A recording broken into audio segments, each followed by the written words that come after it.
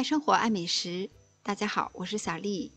今天来分享一款香甜又营养的苹果燕麦蛋糕。这款蛋糕没有额外的加糖和油，吃起来越嚼越香。正在减脂期的朋友也可以放心大胆的食用。在料理机中准备150克的即食燕麦片，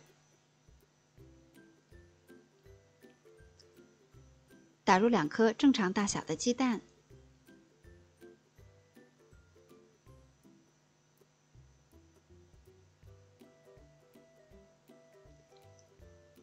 加入3克的五铝泡打粉，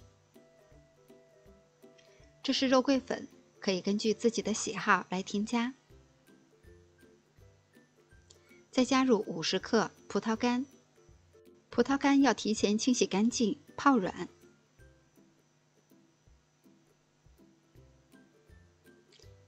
加盖以后，先打大约1分钟。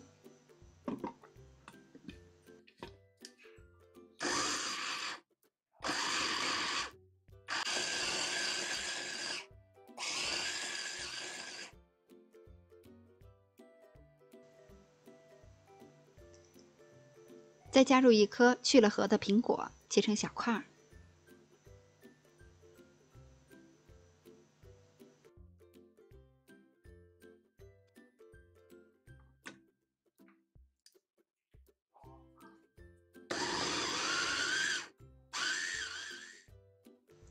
直到把所有的材料都搅拌均匀。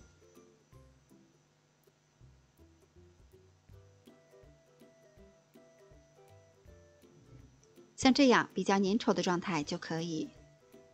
我准备的是中号的吐司模具，事先铺好1张油纸防粘。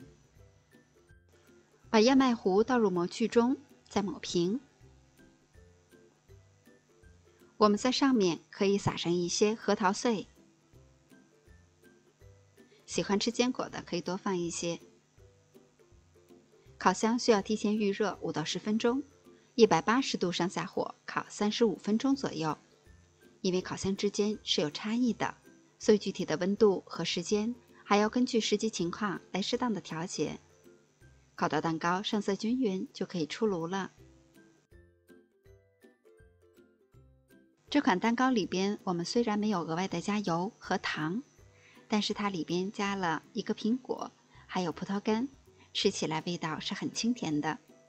再加上大大的核桃仁儿，吃起来又甜又香，既好吃又很营养，很适合我们给家人做早餐，或者是正在减脂期的朋友，也可以当做主食来食用。做法也是非常的简单，几分钟就可以搞定了。喜欢的小伙伴们也可以动手试一下吧。我是小丽，每天都做好吃的，感谢您的收看，明天见。